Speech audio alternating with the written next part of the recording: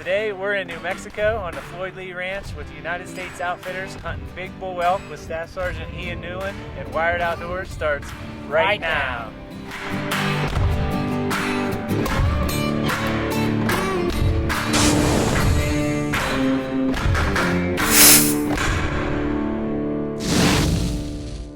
Hello and welcome to Wired Outdoors. Over the past 5 years, I've got to be a part of some amazing stories.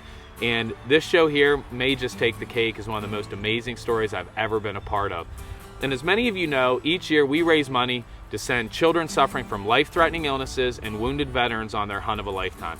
And we were privileged this year at the 4th annual Camo Cares to raise over $105,000. And that was enough money to send about 40 vets and kids on their hunt. But each year we pick one child and we pick one vet that we go along on the hunt and we film it.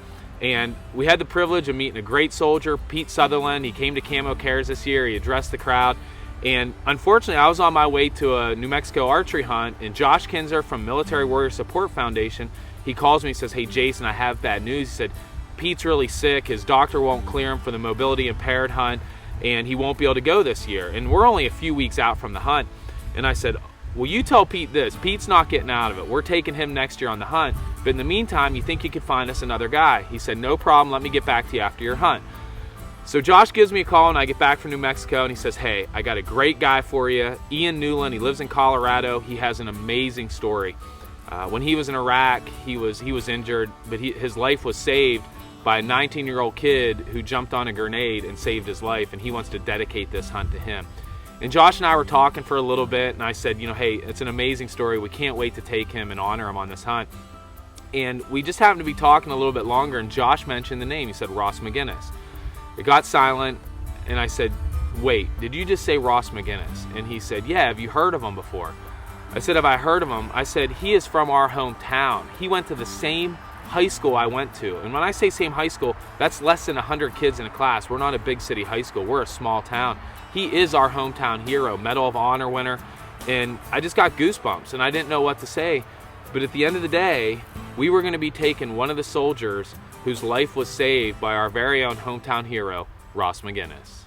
All right, Ian Newland, Staff Sergeant, United States Army, 10 years total. I love United States Army. I joined a little bit after 2001, right after 9/11. I was working at a hog farm up in South Dakota and Minnesota, and the 9/11 just had a big impact on me, so I joined up, and I loved everything about it. I loved serving my country. Since then, I was wounded in 2006, and been very active with the military ever since then. And I love being a part of the United States military. It was early December 2006. We were northeast Baghdad, some pretty rough neighborhoods, and we were ambushed mid-afternoon, and a hand grenade was thrown into my Humvee. My 19-year-old gunner, Ross McGinnis, Medal of Honor recipient, smothered a grenade with his body, absorbing most of the blunt. I sustained shrapnel wounds to both legs, both arms, the face, as well as some knees. So over the past 6-7 years, I've had mobility issues, getting around with shrapnel and things in my limbs. But I've also had massive motivation from being a person, a soldier that has lived through such an ordeal, and having a soldier do something like that for me has pushed me beyond recovery into a happy place that I hope most soldiers that ever get wounded can get to. But yeah, if you could just tell us a little bit about Ross and what he was like as a youngster. Okay. He played soccer through the Y. He played basketball through the Y. Just normal Knox activities. Tormented his sisters. Yeah, definitely. High school, junior high, he was starting to make his own friends, and he got in some trouble. He wasn't caring about his grades at all. I mean, that just wasn't the thing to do. And I don't think he could help it. Yeah. He just wasn't a school person. He just could not sit down and do schoolwork. Okay. I guess he decided that he started thinking quite a bit about the service. he was thinking about the Air Force, and I think he might want to be an airplane pilot or something, you know. And then he talked to an Army recruiter, and they explained to him that in the Air Force you're either a pilot or you're a pilot servant. You know, you're a nobody. And so they showed him in the Army there's hundreds of jobs you can do, and you know, of course he picked infantry. But his school work never got to the point where he was above failing. You know, he was just on the edge all the time. And we were kind of wondering if he could even graduate so he could go to the Army, because if you don't, you don't go to the Army. But in the last year he buckled down because he knew he had to do it. And he studied at school. He worked harder at school. He learned the Army code of ethic, or the creed, and he worked with the recruiter and earned a private first class rank before he even went to the Army. You know, so he really picked up in his senior year there. I heard you say, no, I think it really hit home was how you said you never really had many pictures of Ross smiling in high school, but all his military pictures. Yeah. Yep. You could tell he found his niche. Like he was happy. Like that's what he wanted to do. We never even realized that until after he was killed, and looking through, you know, you're pulling out all kinds of pictures, you know, here and there and here and there. And yes, he had this smile that was just fluorescent. It was just, in his Army pictures, I mean, whether he was in Germany, whether he was in Iraq, with his buddies, whether they were at the clubs in Germany, I mean, he just had this big smile. And the high school, no, it definitely wasn't there. He was apparently feeling down and thinking about things too much over in Germany, because they had a lot of dead time, and I think that hurts, you know, when you have time to think. So he wrote me this email, and he was apologizing for all the trouble that he caused, getting into trouble in school, having the police at the door a couple of times, and that sort of thing. So I wrote back, and I told him, I said, you don't have to apologize. I love you as your father, and there's nothing you can do about it. You can't make me stop. There's nothing in the world you can do to keep me from loving you as your father. And there were things that I should apologize for too, you know, because I should have provided better for him, but I can't take it back. I just have to start with today and go forward and do the best I can from here on in. And he called us after that, shortly after that, and I answered the phone, and he says, "You son of a bitch, you made me cry."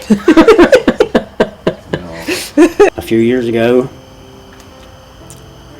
I could hardly get through a sentence when I started to talk about Ross. Choke up and can't even speak.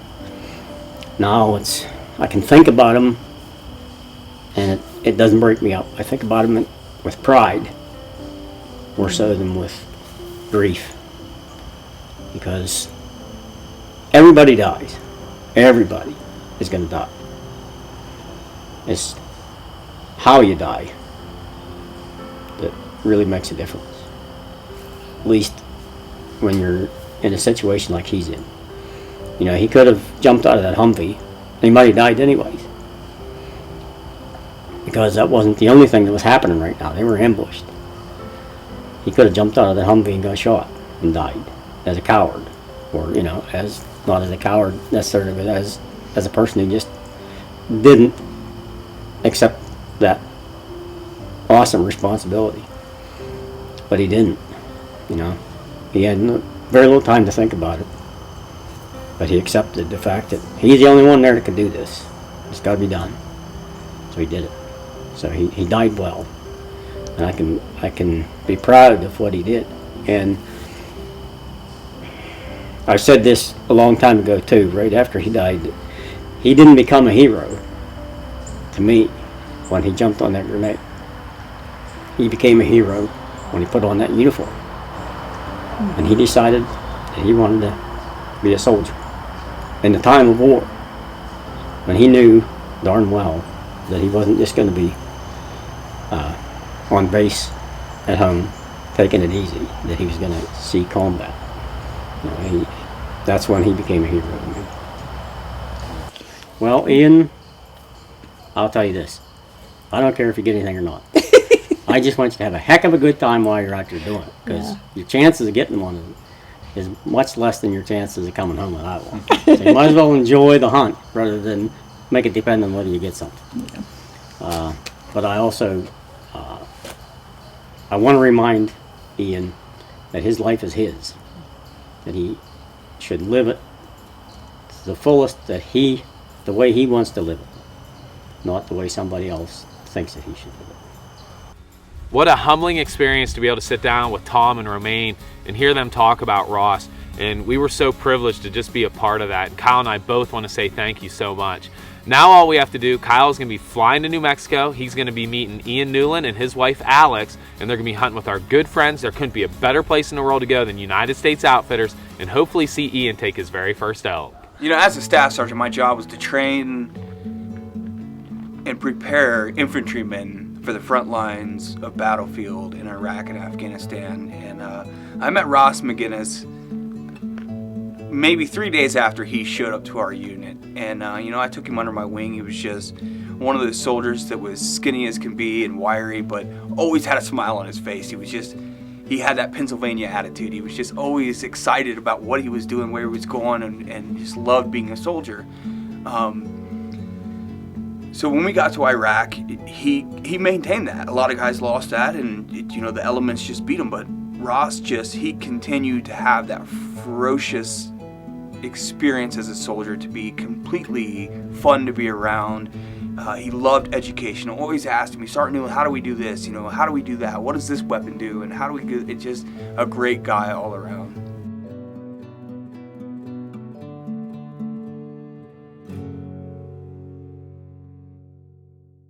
Well, the first morning at Ian's hunt was finally here, and to say he was excited would be an understatement. He was fired up and ready to go.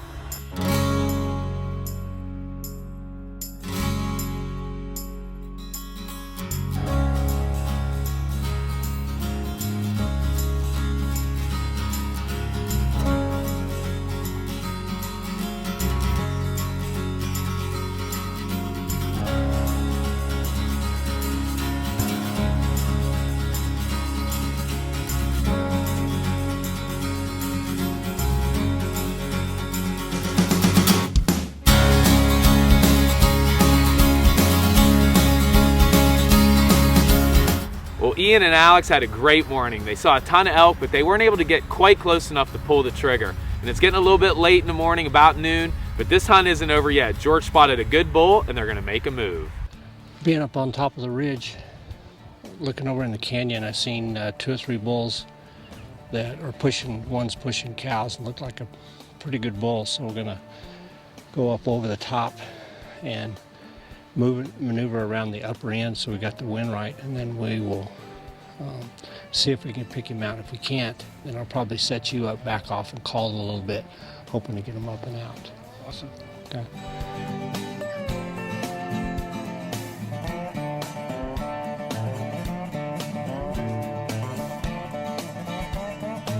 Corner, down right there.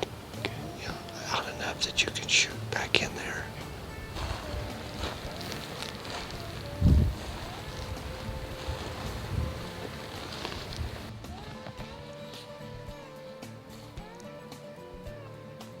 Well, they worked this bull for about 20 minutes and nothing happened. They were packing up, getting ready to head in for the day, and they come around the corner and all of a sudden there's a cow. And this time of year where there's a cow, there's usually a bull.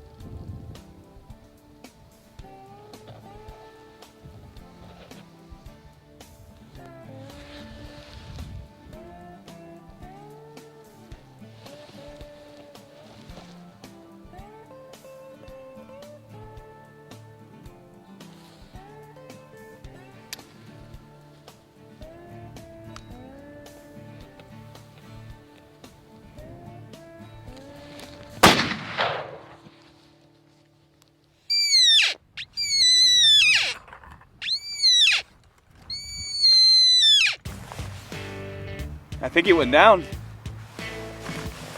Yeah, George says he's down. Did you see that? Nice shot. That was awesome. That was awesome. Good work. Yeah.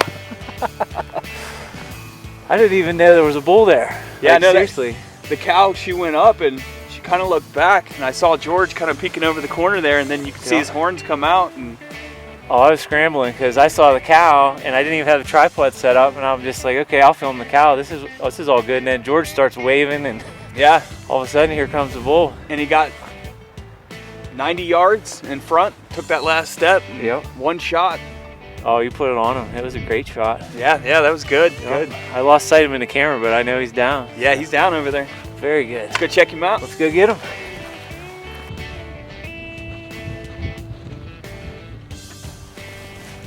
Awesome.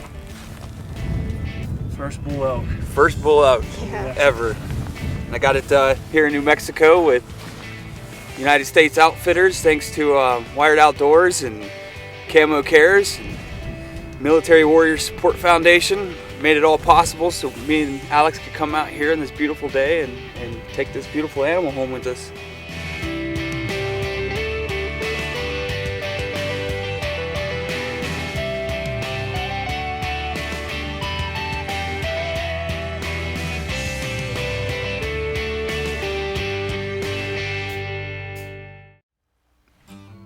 You know, I'd like to give a big shout out to all the folks back home, especially there in PA and Pennsylvania, you guys in Knox and Clarion that went out of your way to make sure that a soldier like me can come down here in New Mexico and do a big bull elk hunt with Wired Outdoors. You know, if it wasn't for your big hearts, I wouldn't be down here today, so I thank you from the bottom of the line, thank you.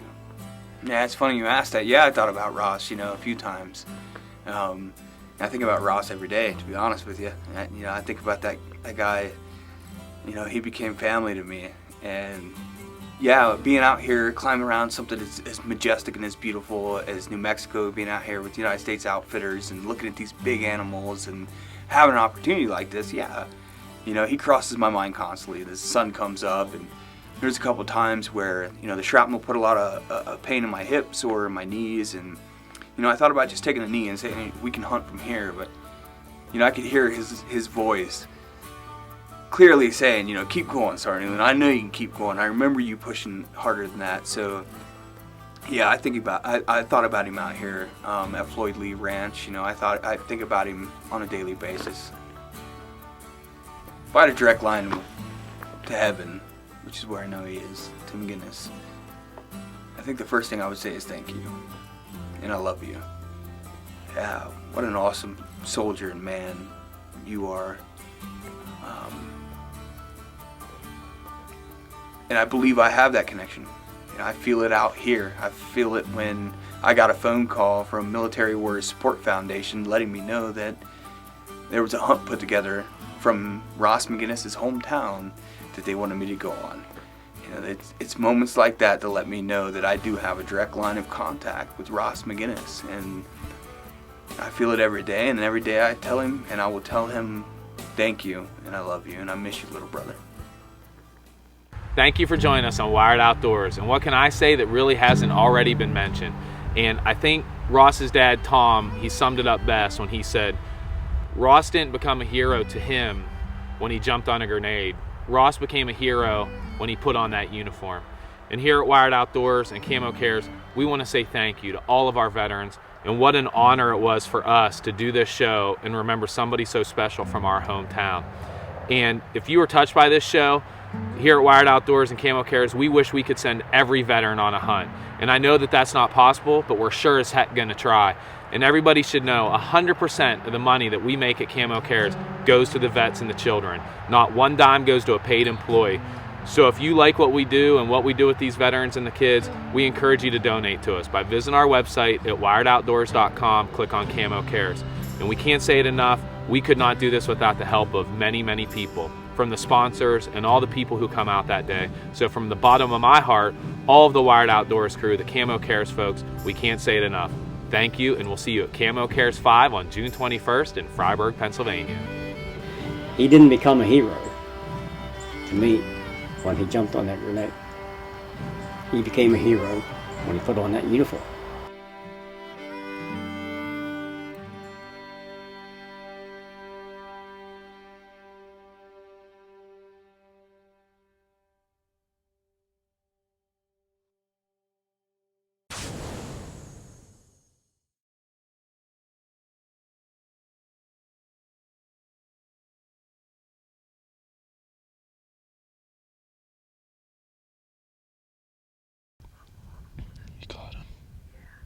Yeah.